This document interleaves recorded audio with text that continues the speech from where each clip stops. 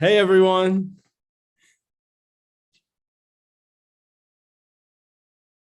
I think you guys are muted.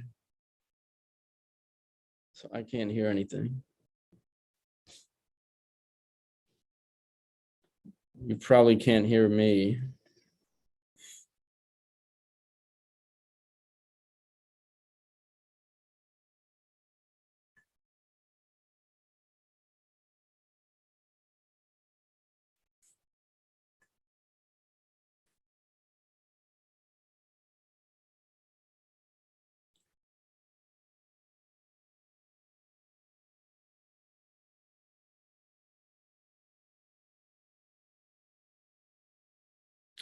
Is this awkward silence on purpose?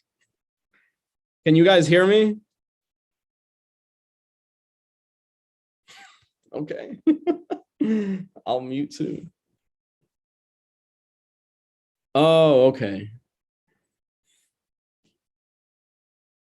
Thanks, Danielle.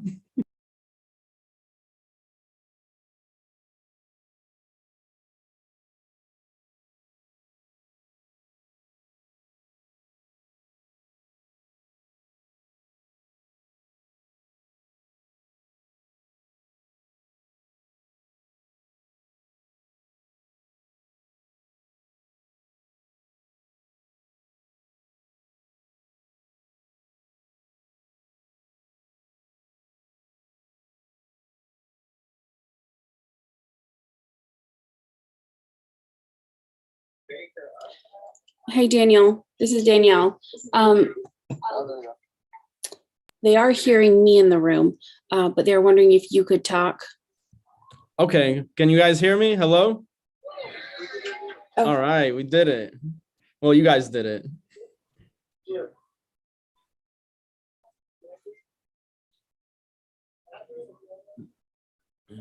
The volume is kind of low on your end coming into here. I don't know if Catherine and Danielle could hear you guys. The microphone, it's like his microphone is not working in the Zoom. So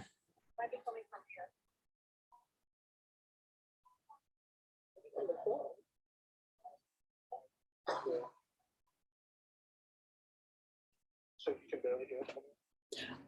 Well, let's see. Like, I'm really not hearing. I can hear Daniel perfectly, but I can't hear you guys in the room very well. Okay, so the mics are on and they're like pretty high.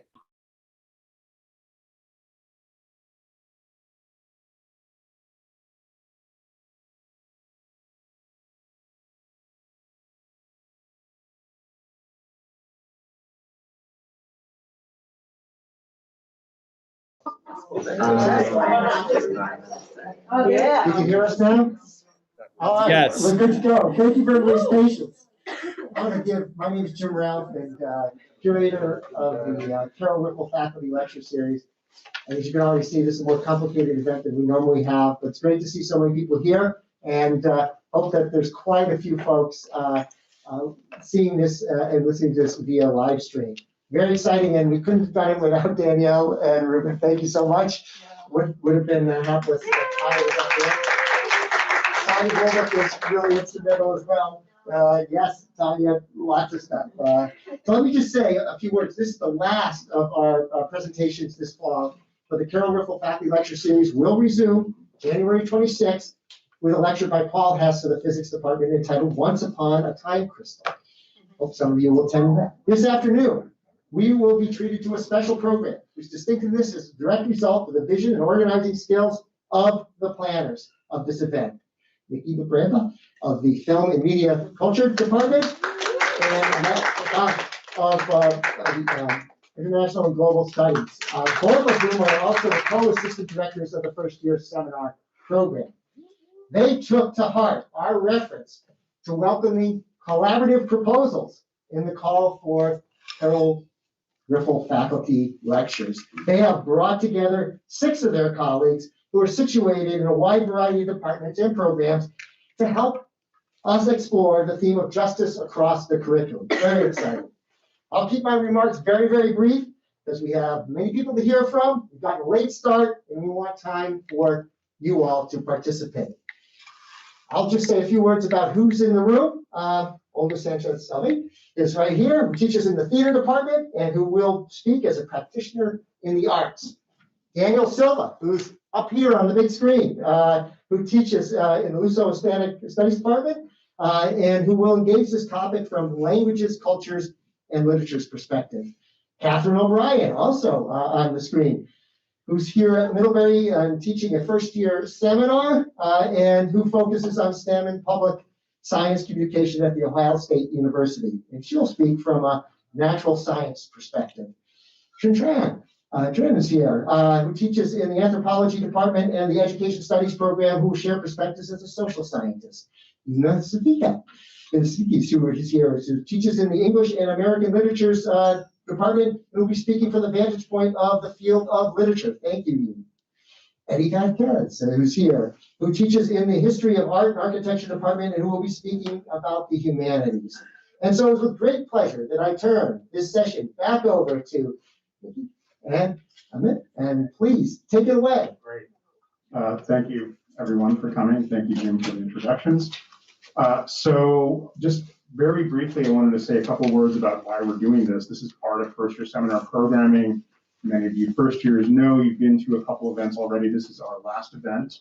The theme of our programming this fall has been justice. And the idea here is to get together as many different types of seminars and students to come into a room to think about how liberal arts education, on the one hand, can be sort of mutually fructifying for different disciplines, but then also disciplinary differences and different ways into the world and ways into knowledge. And so that's sort of the point here. Also on a much more sort of pragmatic level, we know that for first years, you've already done course selection for this fall, but course selection is indeed coming up for the spring. And this might be a nice way to sort of think about and cast a wide net when you're thinking about course selection as you see all the different academic divisions of the college represented here, okay? So the title of this is Approaches to Justice Across the Disciplines. And so I'll toss out the first question, and maybe Olga and Eddie could take this one, which is about to what extent and in what ways does justice enter into your research, either as an object of analysis or a practice in your writing, etc. Okay, I have a mic, so I'll start talking. Hi, Olga Sanchez-Selby, she, her, hers, and just going to take a second to acknowledge that I sit here and I'm happy to work on the land of the Abenaki and in Dakina, which is their homeland, and just wanted to acknowledge that. And then also, just because I'm seeing Catherine on the screen, hi Catherine, can you hear me? Can you, there's a challenge that we face, which is that you are partially obstructed by a screen in front of you that is us. If you slide a little bit to the right, I think you're right. Yeah, just a wee bit to the right. No, that's the, okay. I'm sorry, the left, the other left. Yeah, yeah, you are visible. Thank you. Okay. Okay, hi. Your directorial skills. So I'm a director of theater and an actor, and I work in theater, and now I'm here as an assistant professor of theater, very gratefully. And our field has to do with representation. What stories are being told, who's telling the stories, in what way are they being told, and all of that comes into play in our inquiry, in our discussion, when we think about justice. Because for very long, theater as a field has had a particular bent and a particular ideology. So it has emerged from a very Western philosophy. Apparently, you know, the ancient Greeks invented theater, and that's a misplaced piece of history. And so what we're trying to do is go all the way back in terms of how we talk about where theater emerges from, how it emerges, how it is presented, how it has been presented all over the world, which is a huge task because it is something of a, I won't say universal, it's an expression, right? We like to get up and tell stories, right? And And so all of these things come into play in our conversations. I'm going to be very, very general. But in terms of justice then is how do we look at our curriculum and look at what are the stories, what are the narratives that we are privileging in terms of where did theater start?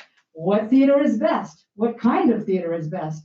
What kind of storytelling modes are best? And that all is part of the discussion that we're engaged in. And so that informs what theorists we're teaching, what plays we're talking about, what plays we're producing, how we engage with students, how we're talking about acting, how we're talking about directing. All of that is part of the conversation that we're having in the theater department around justice. Thank you. Thank you. From our historical perspective, I would echo a lot of what Olga said in the sense that objects of visual culture across the world are rooted in varied but similar impulses, right? And the notion of a kind of hierarchical structure where certain cultures and civilizations are privileged over others is one that we are trying to step hard away from, and all the while dealing with our own intellectual formations in areas of historical expertise and all the stuff. So in the classroom, we're trying to sort of revamp our curriculum that decenters objects of the historical canon as they've existed in art history, which is a discipline that's relatively young and is rooted in white supremacy in its origins. And in my own work and research, to sort of pivot to that slightly, I kind of think of myself as almost like a micro-historian. Like I think of art history as a really special object of micro-history. And in my own work, I really try and take different objects of artistic expression and do my best to historicize them in aesthetic debates and increasingly within socio-historical contexts to both give nuance and concreteness to things that could appear to be sort of universal when stripped of that context, but in giving them that context, try to offer the terms and granularity that make different voices come to bear on different conversations, right? Whatever the specificity of those conversations might be. And so I think there's a way that then ideally filters into the classroom in the ways that different practitioners and different writers and thinkers kind of then become objects of analysis and objects of study over and against other things, in that none is better or worse than anything else. All are historically relevant in different ways. That's what I would say. Great. Your two disciplines, I think, are just interesting because you just mentioned they're about representation in various ways. So unlike, say, other disciplines, this is much more in your face, right? That it's an object of art.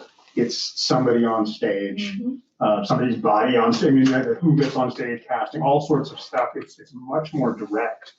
And I'm wondering, to what extent has there been changes in the conversations you're having in terms of the type of research programs that are being pursued now, and alternatively in terms of performance, that the types of plays that are getting produced, are these the sort of because these are major decisions that end up redounding to, all the students who are going to be acting in the plays and reading the books and et cetera. Yeah. I have a mic now. Yes, I do.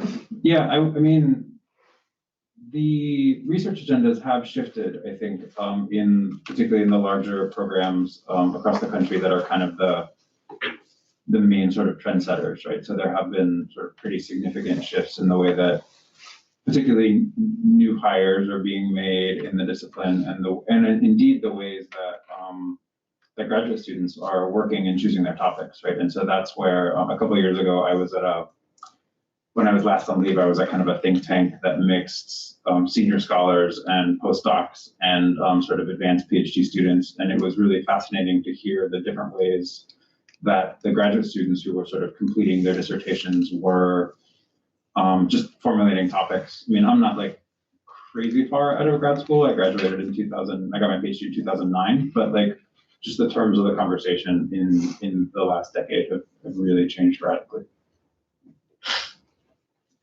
One of the things about theater is, of course, that we as educators, we are in the theater department, we are training the next generation of theater makers. And so what we want to be careful about is reinscribing habits that and practices that don't move the ball forward, that don't shift and do the work that many theater practitioners are actually doing in the field, but not enough to actually transform at what we might call the highest level of theater making. So the movement in theater has been over the last about 70 years or so, where you have a regional theater movement. So you got, forgive me, I'm just gonna have to do this, but you have like the Broadway movement, and it becomes the pinnacle of theater, and it is a particular kind of storytelling. It is very Eurocentric. It's very a standard kind of a narrative arc, et cetera. Then you have what happens is a regional theater movement, where those kind of practices and those values are placed in different parts around the country. And that becomes the model of what good theater is, of what highest quality theater is. And then you have movements in the 60s and the 70s that are both experimental in form and also changing in representation. Different kinds of communities are stepping forward.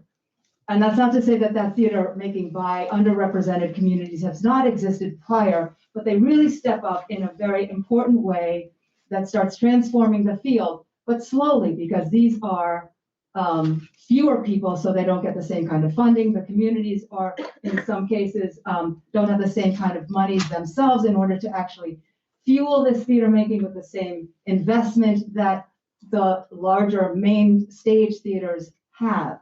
And so over time, though, this theater making by traditionally underrepresented communities gets more traction and more visibility and starts really infiltrating and into these higher spaces. However, there are still problems.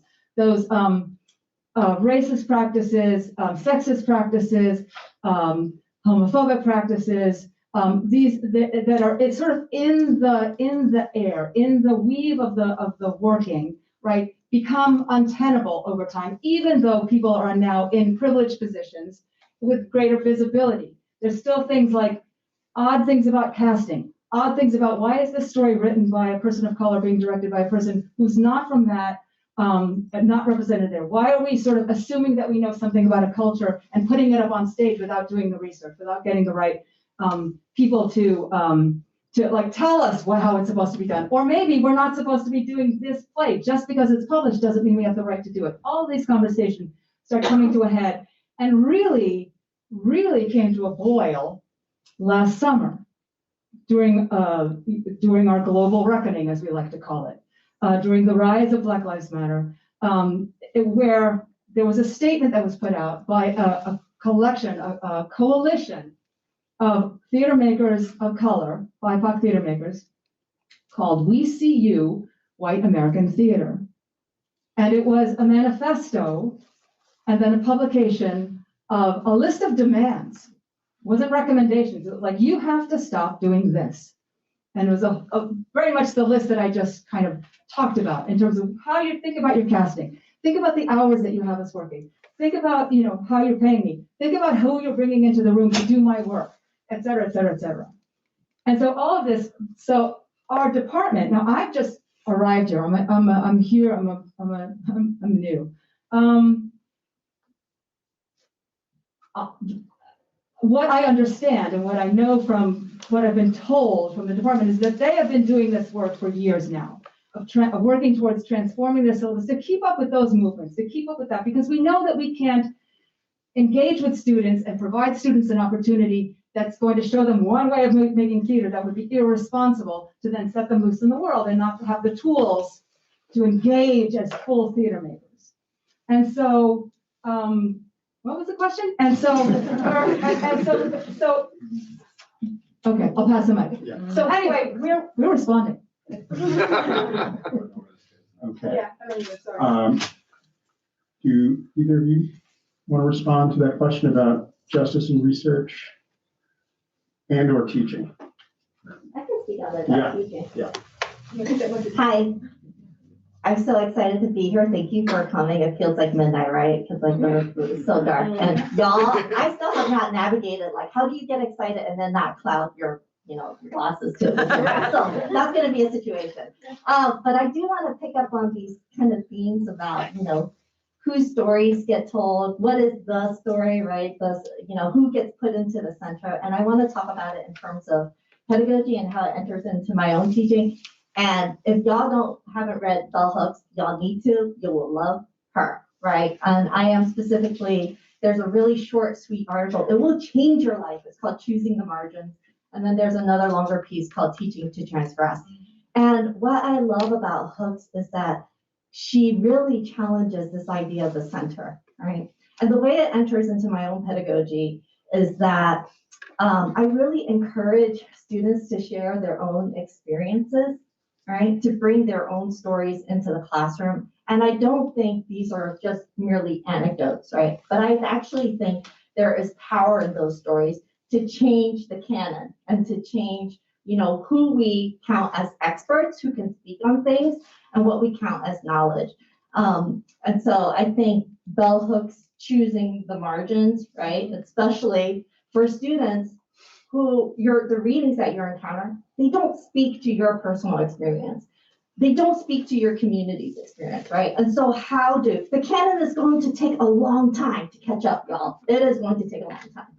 And the radical movement that we can take right now is in our classrooms, right? And to welcome those experiences. But I also think, there is another form of kind of, helping students realize that they are protagonists in their own learning. And for us as educators to also get smarter about realizing agency and how students portray that agency and how some students don't speak in class, not because they don't have agency, but because it's about strategic invisibility, right? Strategies that they use. And especially considering the context in which we're teaching, which is like a white liberal art school. And why somebody might not speak, it's not because they're so marginalized and oppressed, but because there's strategic invisibility, right? And so for us to think about when we are evaluating students, right, is it just this way of like, okay, I'm gonna raise my hand and talk, and that's what we count as knowledge, and as the learner telling us how they're learning, right? So I think I'm really excited. I'm just excited. I'll stop now because I'm a runaway train right now. But yeah, like. Both it seems. So my field is literary studies, and specifically I work in colonial literary studies. And I would say that there was really a turn in the 1980s towards what we would call political criticism that came about mostly as a result of engagement with social movements, with feminism, with anti-racism, with anti-capitalist organizing, and a whole very rich body of theory has developed since then. So I would say literary studies has been pretty radically transformed in the last 20 or 30 years and continues to be transformed. So my field, postcolonial studies, essentially came out of, I think, the recognition that there was a close relationship between imperialism, the exercise of Western dominance, and certain assumptions about culture and places and people. So it was not only a kind of political project, not only an economic project, but it was a way of establishing cultural hegemony. And so I would say people in my field, I work in English literature studies, but really I look mostly at writers who may be living in quote unquote the West, but have roots in formerly colonized countries. But what I do then is intersects with work, say, in Black studies, in feminist studies. So, there's just a lot to explore.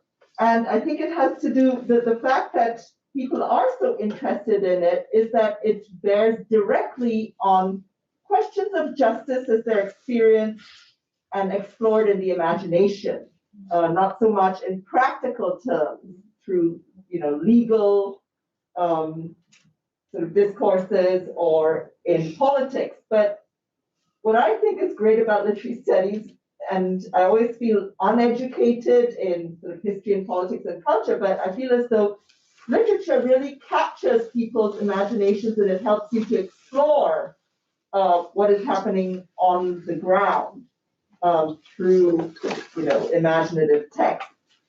And I would also say that there has been a turn really in the last 15 or 20 years towards what people call, sort of the linguistic turn, a turn towards language and the recognition that language is very important, is essentially crucial in navigating the world, and that we can think of many things as text, not just literature as text. So, for example, we might think of, art historical pieces as, art as text. And I'm now I'm trying to write on post-colonial literature in the city and migrants, and I'm thinking about how one can actually think about the city as a text that is created and experienced by post-colonial migrants differently than it is, by sort of more established, hegemonic people and institutions. So that's sort of what I'm working on now. Great, thank you. Let's have our Zoomers join the conversation, please. So I'll repose the question and you can answer either way. So the question is, to what extent and in what ways does the concept of justice enter into your research or teaching? And Catherine, do you want to start us off, and then Daniel? Yeah, sure. That sounds great. So thinking about how justice enters into the classroom, I want to get back to that idea of crafting stories and thinking about what kind of stories are being told and who is in the position to tell those stories. Because to me, that's a central piece of how science as a whole, the natural sciences, are starting to try to think about justice, and also how, as a teacher, I can put justice into the classroom. And so one thing that we work a lot on in my classes is looking at communicating science and who you're trying to communicate it to, and what types of languages you're using informs your audience. We spend a lot of time in particular talking about jargon and how jargon can be a two-edged sword, where, on the one hand, I want to give my students a lot of jargon and like science facts and context, because for them, it also makes them feel like they're experts, that they are a scientist, that they are part of this class of research and being. But however, when you use a lot of jargon, you're often excluding other people and people with other disciplinary knowledge from that conversation. And so we spend a lot of time in the classroom moving different ideas and concepts on a spectrum of ways of talking about them, from speaking with colleagues and how you might talk about different things you've been learning, to how you would tell those same concepts to someone who has no real foundation in the science you're talking about. And so that's one of our big entry points into thinking about like who gets to be part of the conversation in science. Great, thank you so much. Daniel. Yeah, I'll try not to be too rambly. And picking up on some of the themes that have been mentioned already, in dealing with, I think, first, justice in our courses and curriculum, has to address the injustices and the coloniality of our various disciplines. And recognizing that institutions of higher education have always been deeply implicated in coloniality, like ours, for instance, but many others. We're on stolen land. Our curriculum comes from a particular imperial hegemony of Westernness and whiteness. Our disciplines, particularly in the languages, come with different layers of this history. All of the languages that are taught at Middlebury, but in most other institutions, are imperialist languages from Europe and Asia, by and large. And we are trained within a particular tradition or traditionalism, getting a PhD in a language, literature, and cultures program. So we're all, many of us at least, are poorly trained in attending to justice based on how poorly prepared we've been through our PhD programs. Some are better than others, for sure. And thankfully, I was able, and a lot of us were able to take courses on post-colonial theory, decoloniality, Africana studies, and those have been for me at least, the fields of inquiry in which I have taught and done research, and those that mean the most to me. And from that vantage point, it's important to look at and address what is culture within the languages, literatures, and cultures division, but beyond. And some may do that in a more nuanced way than others, but to like center that, because culture has always been a terrain of tension between injustice and pushes for justice. Culture is how power has been codified, but also culture is where power has been contested.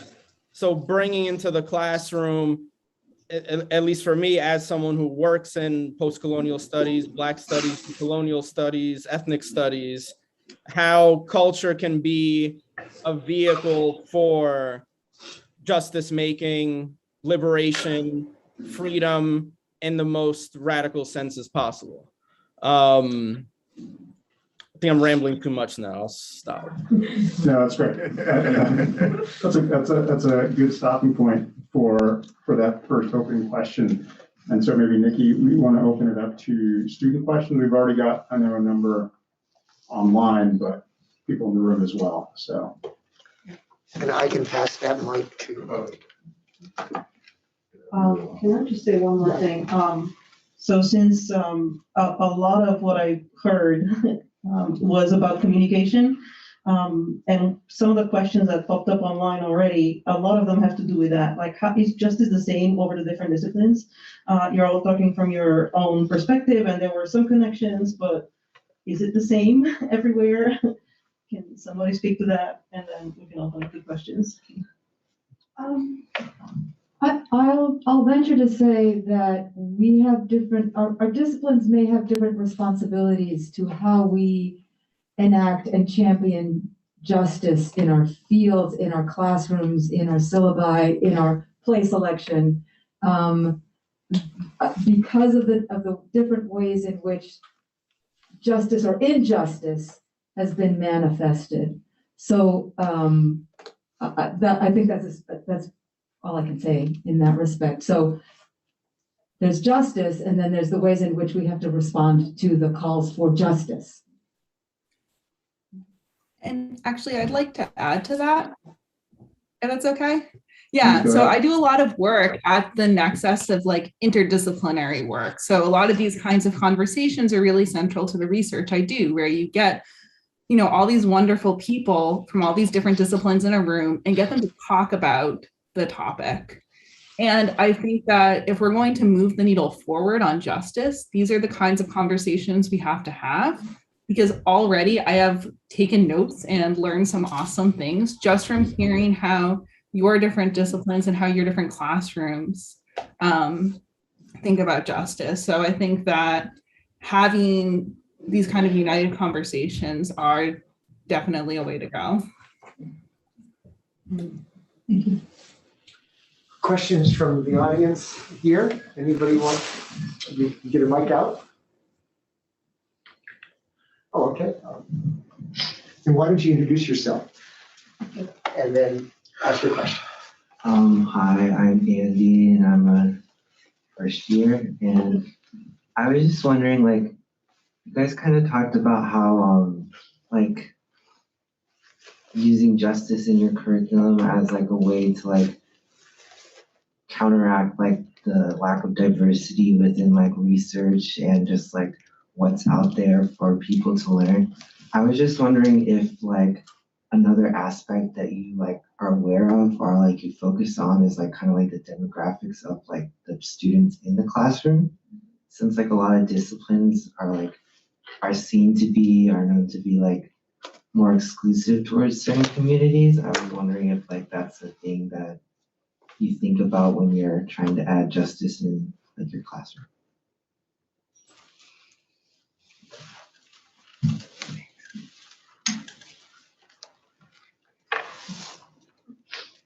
Well, we sort of had a brief chat in preparation for this, and one of the questions that came up is the very demographics of education itself, and who has access to an education, say at a place like Middlebury or elsewhere. So even just much more fundamentally, we've been talking about sort of the coloniality of knowledge and representation and how that operates, but there's a whole other dimension to this, which is, that of education and who is able to afford an education or have, the freedom to have an education. In terms of spaces that, the demographics of the discipline, I would say, at least in mine, there is at least a push to have more diversity of voices and critical lenses.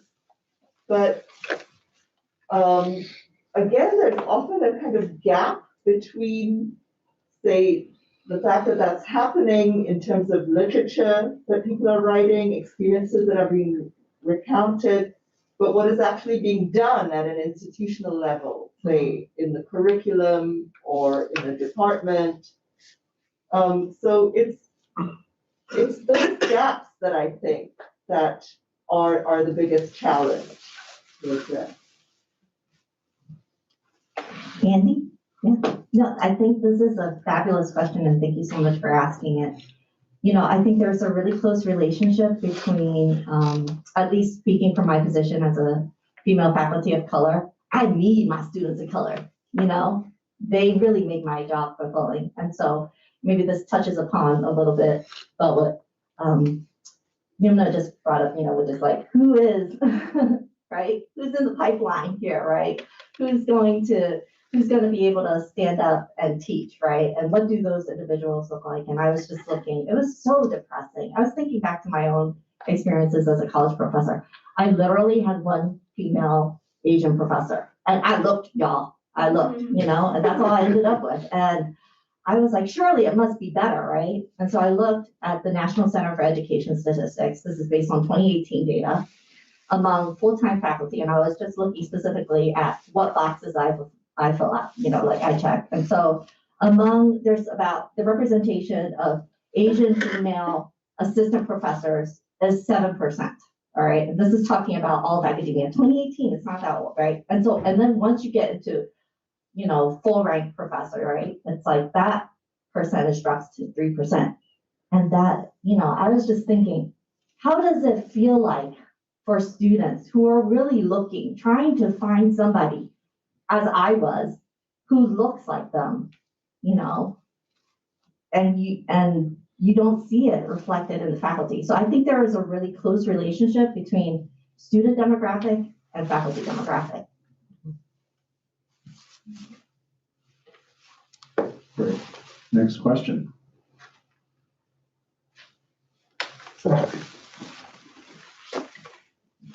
Hi, my name is Sundar Ramaswamy.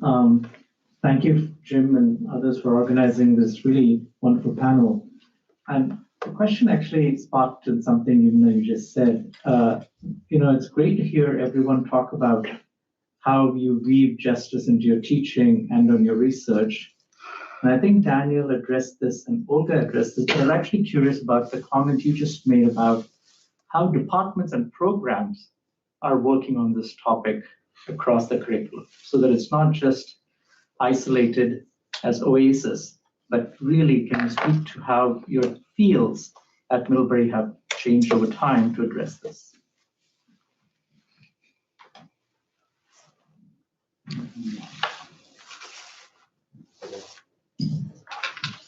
From where I sit in the art history department, all I can say is that it's a collective effort. And so we actually rewrote a modest step in some ways, but we rewrote our major guidelines last year in light of curricular changes and restructuring to one of our sort of core flagship courses that we were trying to pretty dramatically alter.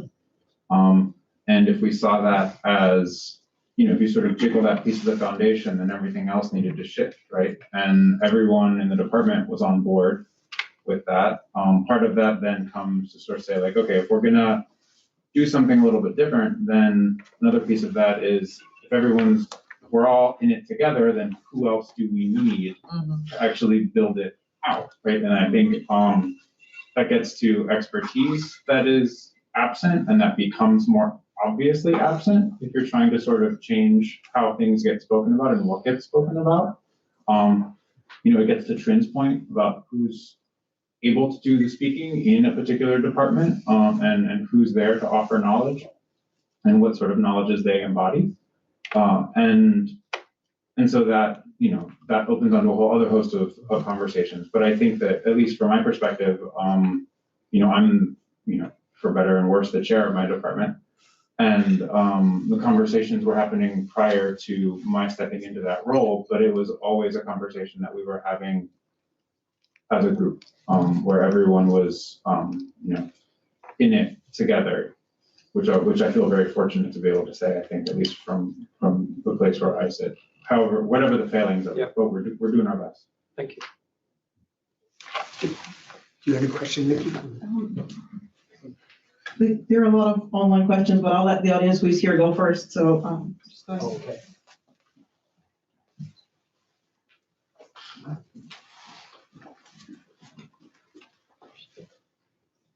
One of the great educators of the last century regarding justice was Paulo Freire, and at the center of his model was praxis, reflection and action directed at the structures to be transformed. Do you all think Middlebury does enough on the action front? And if not, what else should we be doing?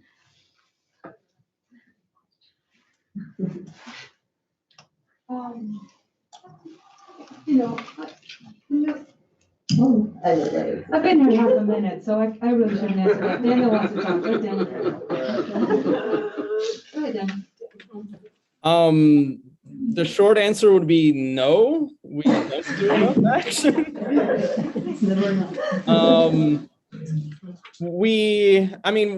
As an institution of academia and higher ed, we traffic in knowledge at one level, right? So that is a place for intervention in the classroom and beyond the classroom. How do we also teach outside of the classroom? How do we collaborate with activists, organizers on the ground? Can we have, and some of us do this, a shifting the paradigm of what the classroom is on one level? At another level, what do we push for in collaborating with activists? And are we accountable? Who are we accountable to? Are we accountable to the institution, or are we accountable to the voices, activists, organizers with whom we dialogue in our classes or with whom we work outside of the classroom. And in pushing for things, there are tangible things that we can push for. The word that institutions hate to hear, reparations. Can we work as an institution in terms of that action? Reparations, whether it's for Abenaki people, since we are on Abenaki land, reparations for African Americans, reform of other institutions. Can we be an institution that works against the coloniality of this country's institutions and the countries of other settler colonies and where coloniality still resides globally? Yeah, short and not so short answer.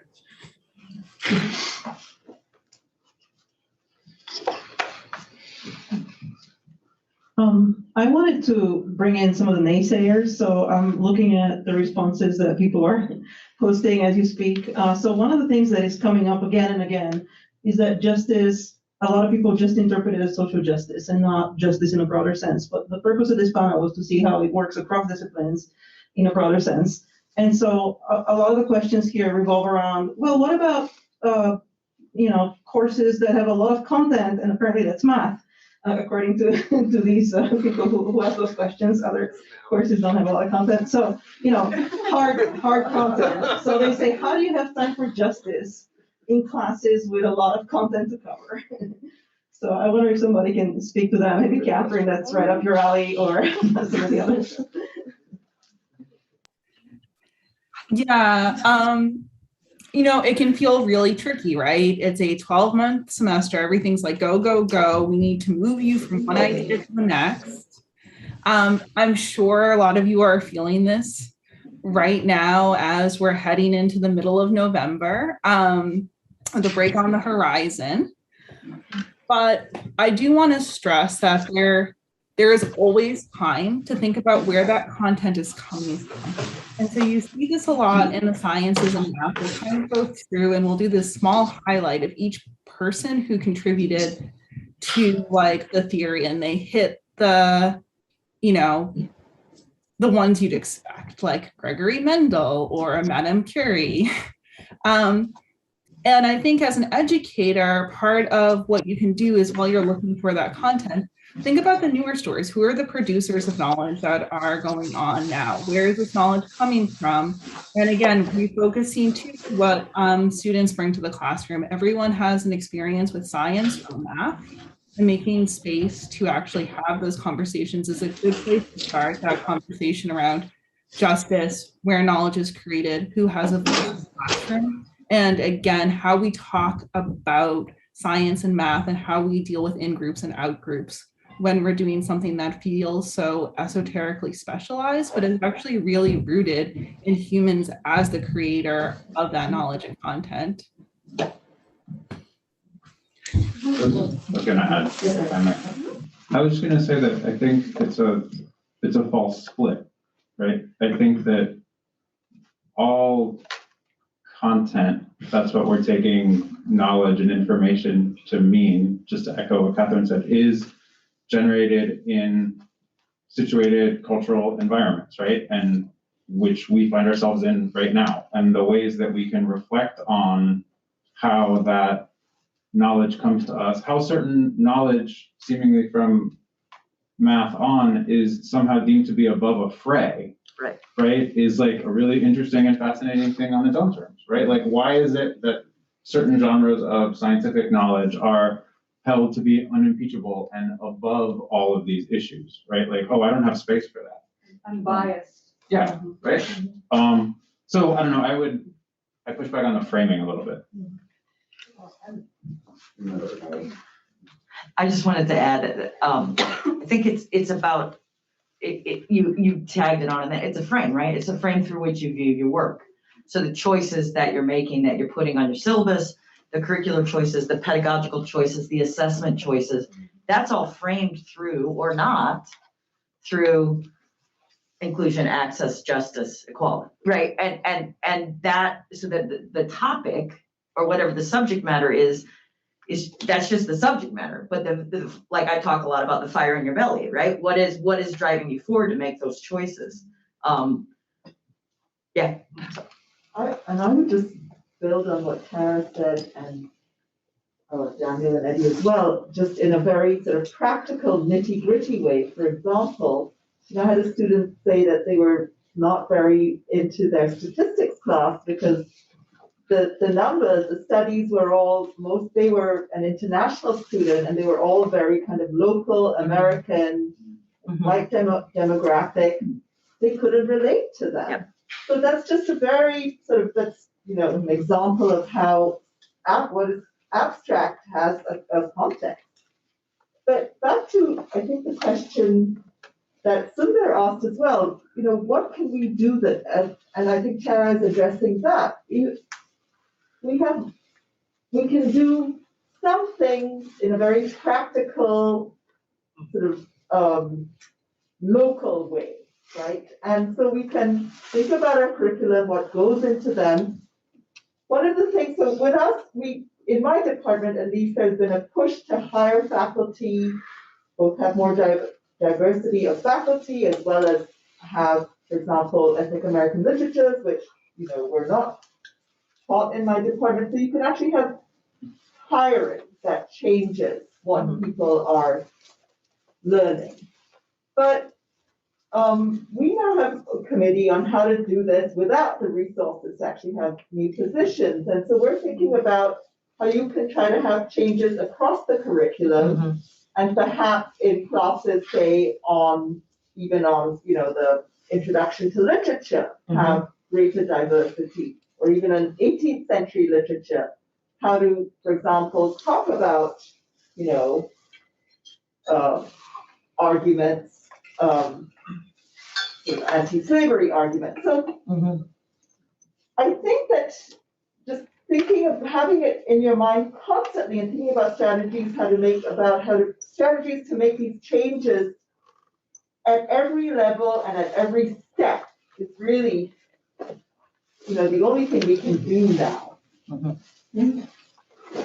I just want to add on, and it maybe connects to what Daniel was saying. It's like we are products of our own training, right? And so, it's like it's really easy for me to reproduce a syllabus, something similar to what I was trained to do in grad school, right? And it's like, how do I decolonize my own mind? And so it just speaks to kind of the training that we were all, that we all went through, and then I find myself doing, you go on to reproduce it in the classroom and in your syllabus too.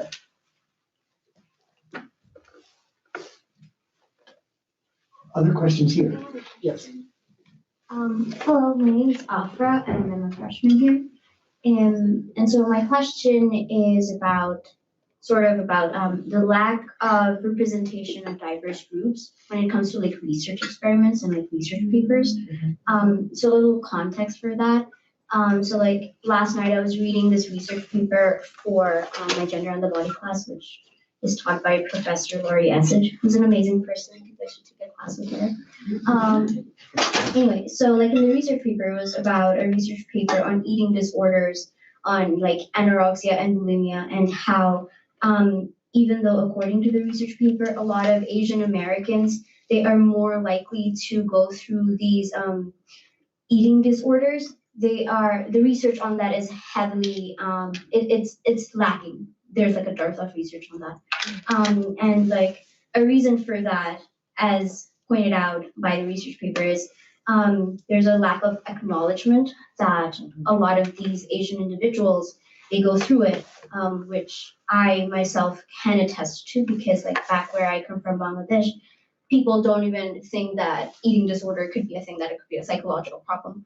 And there is really no treatment for it either.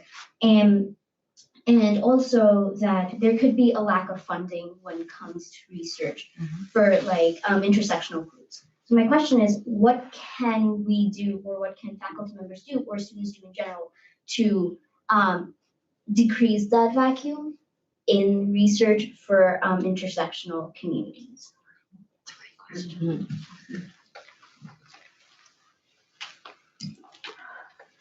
It's really strange that I'm answering this on behalf of theater, but part of it is encouraging the students who have the desire to do such research, to ask those questions, such as you do here, it seems.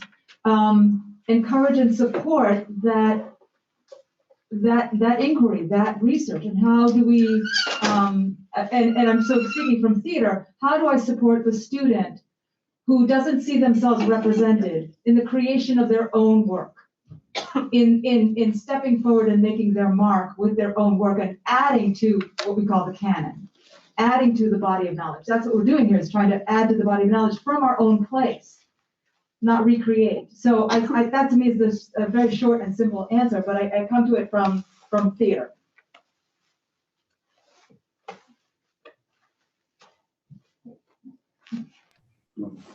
Sure. Go ahead. I was just going to add to from an anthropological perspective, right? So there's research on populations that we don't have a lot, enough data on, but I also think there's a way of thinking about this where, and anthropology really wrestles with this, right?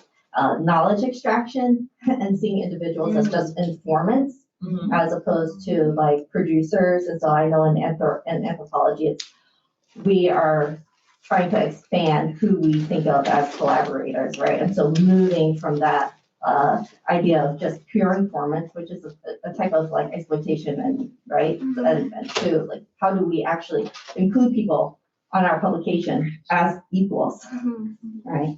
So. Just to go back to bring up Linda Tahiwe Smith, New Zealand sociologist and a person who has developed a framework for indigenous research methodologies. I think her book is called Decolonizing Methodologies. And what her call is for, and this kind of speaks to what you're talking about, Trent, is the idea that how do we support the frameworks from within which the researcher then creates their own product, creates their own knowledge, so that we make sure that we're supporting that foundation. And I think that's part of it, is like, how do we find the sources that are going to be, and let's just say culturally appropriate and supportive, in order to generate work that supports where the individual who's making the information, who's providing the information, is coming from, as opposed to having to respond to an external researcher's framework. I pose a quick question. So just from what seemed like been said by many of you, if not all, is that one of the ways in which justice can be done in the classroom is through a really critical interrogation of the canon, right? And a renovation, if necessarily, a dismantling, reconstruction, however you put it. And I'm wondering, from the teaching perspective, we went to graduate school and we were introduced to this canon, and that's part of our formation and so on, and we might impose a critical lens on it. But for, say, first-year students, or even more advanced college students who are just maybe being introduced to these texts for the first time, how, in terms of pedagogy, how do you, on the one hand, have the foil of the canon as something that you're going to be sort of critiquing, while also sort of doing justice to the arguments that were put out in the first place of the actual texts themselves, and precisely because there's 12 weeks in the semester and these sort of structural problems. Oh man, I'm thinking about this a lot right now, because we redesigned a sort of introductory course to art history, and the way that we redesigned it is that every member of the department gives guest lectures in their area of expertise. And so casting my area of expertise broadly, I'm giving one of my first lecture in this class is tomorrow morning on Cubism and primitivism and Picasso and this kind of stuff. And so I was wrestling with that, talking to some of my colleagues about like, okay, well, if what we're going to do is, if Cubism, one could say, is a kind of central innovation of kind of shifts in abstraction, we think about sort of strategies of modernism that are centered in Euro-America and sort of a wider discourse of art practice, then you know, you can create a foil against primitivism and the uses and appropriation of colonial objects that are coming into France from elsewhere and this kind of thing.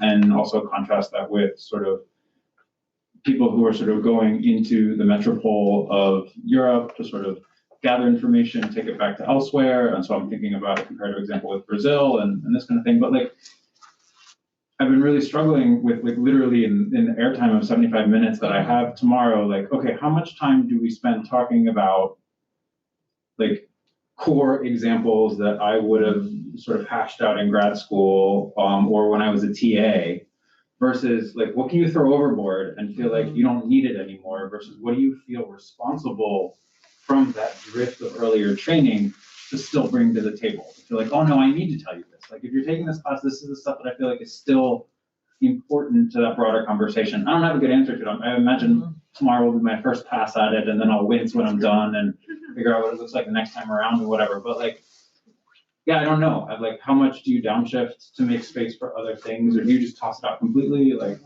I don't have a good answer, but I'm thinking about it. I mean, it's something that maybe students don't realize is that syllabi are very cruel documents for us. It's cruel for you because you see how much work you have to do. But they're cruel documents for us for the cuts that we have to make, right? That we can't do everything. And then then you have to really make these decisions, which are often extremely painful. Can I say? I don't need to be the gatekeeper. No. I think about that profoundly. Well, I mean, I also think about that. I know you're thinking about it profoundly too. My thought has been, and this is the dangerous part, which is how much is going to come down the river of mainstream society anyway that's going to be encountered anyhow, and what can I put on the syllabus that probably might not. And sometimes I have to think about that. But then of course, what's my responsibility that if this student leaves this class without learning the name of Shakespeare, which is like, come on. But if we don't actually read a play, will they ever encounter Shakespeare? Well, probably, you know? I mean, and then you get to the questions, like the question you're raising is like, do they need to know Shakespeare? You know, that's the problem. So it's a really interesting question for me about like what's going to come, especially in theater. What are they going to see? Because it's going to be done. Like, I don't know. I'm just going to put out A Christmas Carol, right? Anyhow. Well, and some amount of it is also like if you take some genre of a course in whatever discipline and you come to it knowing, you know, it's like when you go to Paris. If the Eiffel Tower wasn't there, you'd feel cheated. You know what I mean? And like. So if you're taking a particular course where you have a certain set of like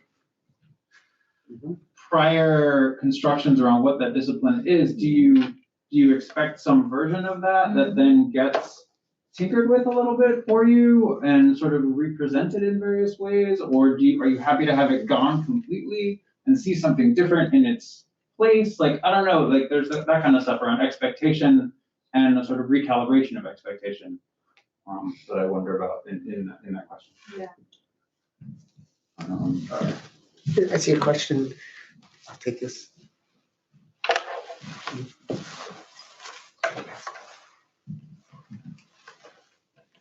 Hi, Raquel Baran, Luso Hispanic Studies. I want to be in dialogue with my colleagues and the wonderful questions of the students. For me, in the past year since I started on grading, I also did not feel the need to represent my discipline or to discipline students in the classroom as I started to shift, my approach to teaching. And I'll give one example.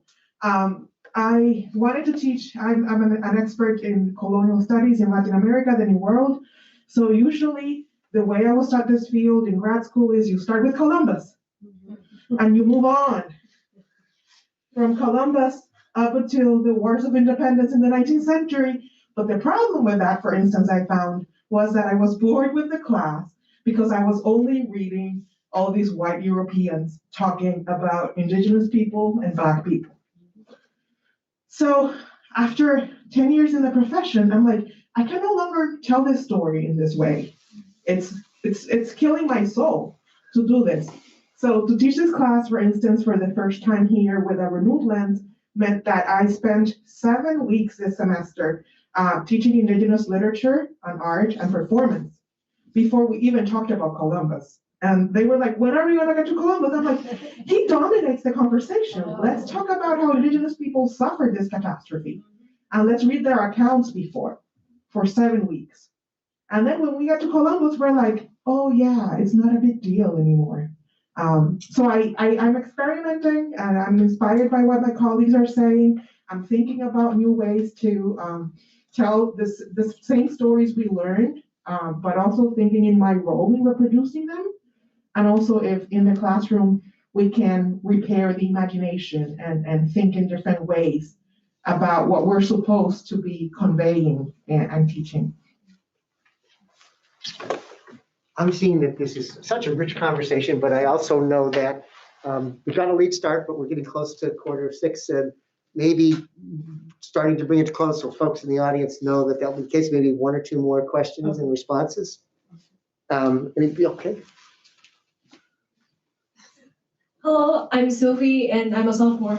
So I'm just really enjoying this conversation, and I'm wondering, like, yeah, because we Middlebury are very proud of the fact that we cherish multicultural perspectives, because we have language schools, we have a lot of classes on different countries and cultures, but still we are predominantly a white and elite institute still, and most of the students are from the US. And so there are classes where, for example, we're talking about China or Japan, we're talking about a particular classic literature of a specific culture, but the class is still predominantly the perspective is still predominantly Western centered. So how would you deal with this issue in class, to overcome that kind of cultural bias in the classroom?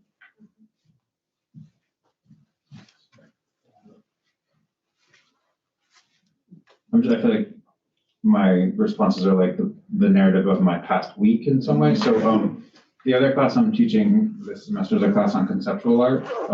And on Tuesday, we talked about conceptual art in China specifically. And it's not my area of expertise. But so one thing that in that context, I work mainly on the interchange between Europe and America, but also South America a little bit. And so the space of being in the classroom where I was sort of presenting material that wasn't stuff that I knew particularly well, but was there in some ways to learn about, right? There's a way that you end up being in front of the room and being the expert on stuff not because, at least for me, not because I like to know things, but because I like to not know things and try and figure them out, right? And so there's a way that it becomes easy to be the person who stands up and says, oh, well, I know this, and this, and we're gonna talk about the stuff that I know, but the classes that I enjoy most, or the class meetings, are the ones where, in fact, I don't know this stuff, and there's discomfort for being up in front of the room saying, well, I'm not actually sure, and I have some native speakers in the room. Could you help me out? What's actually going on here? Are there things legible in this example that are illegible to me? And those are conversations where, in class meetings where I sort of go back to my office afterwards, sort of re-energized, because I've learned stuff, but also that the space of being in the room there is not only a space of kind of collective knowledge production, but also a space of risk for me, because I'm not on cruise control the way I am when I'm spending a class talking about a book I wrote or whatever, which is easy in a different way, but it's not the same. That's a great question in the context that you frame, right? Where I know that I find myself in a class I'm teaching right now on contemporary Native American playwrights, and I don't identify as Native American. And I don't think anybody in the class does either. And so we are speaking about this work and trying to unpack it and understand it. And I think for us, the first place that we go to is, what are our biases? What can we recognize? When we look at this work, what rubs up against us, and how do we acknowledge that it's not because there's anything wrong with the work, it's our lens. And then also do as much, background as we can, and then also bring in guests. I mean, that's the response, is to bring in people who can actually speak to the work authentically. In our case, I don't have anybody to translate, but just do as much homework as we can from a position of humility, from a position of understanding that we don't approach this defining it, but simply investigating it with humility and trying to engage with it, because we know there's something there that we should know. So just to sum up, one thing that I'm hearing a lot is that you need other people to produce knowledge. It's not something that you do by yourself. So there is a general trend, I'm hoping, in academia, and we're working within that for interdisciplinary knowledge, for working with others. And one question that's coming up a lot in the online questions as well is, and something that I'm hearing from the room as well, how can students be involved in this? Do they have a say? How do they get involved in bringing, justice, decolonization, fairness, if that's the same as justice?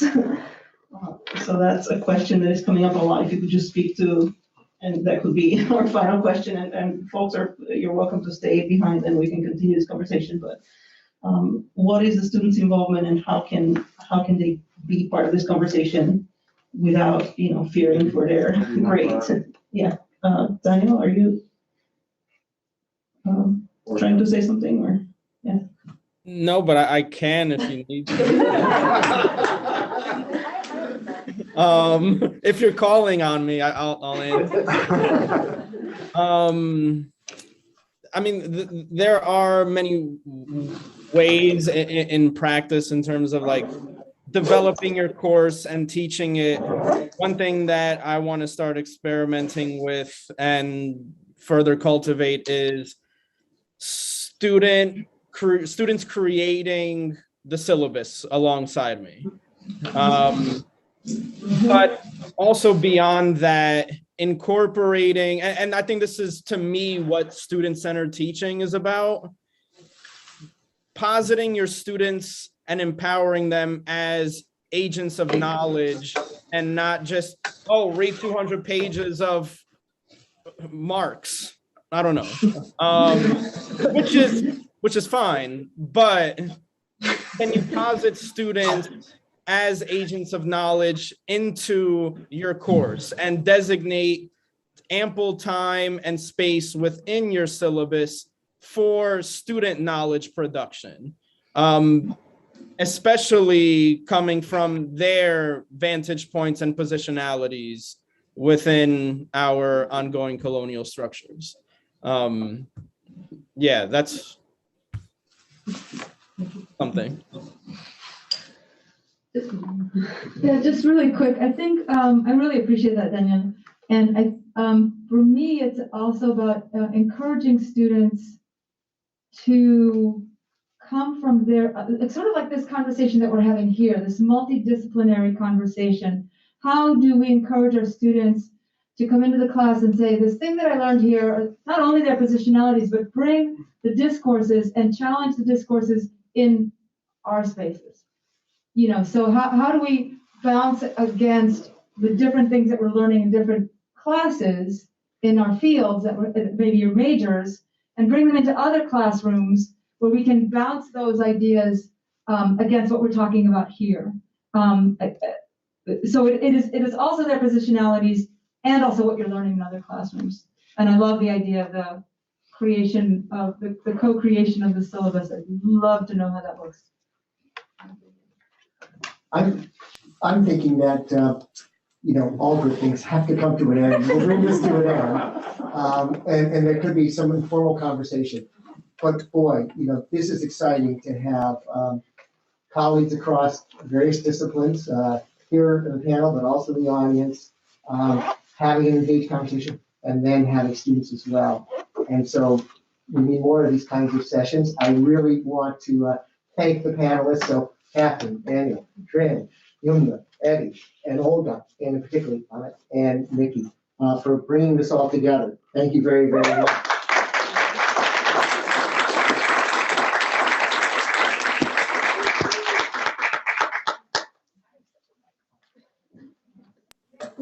Thank you, everyone. Have a good night.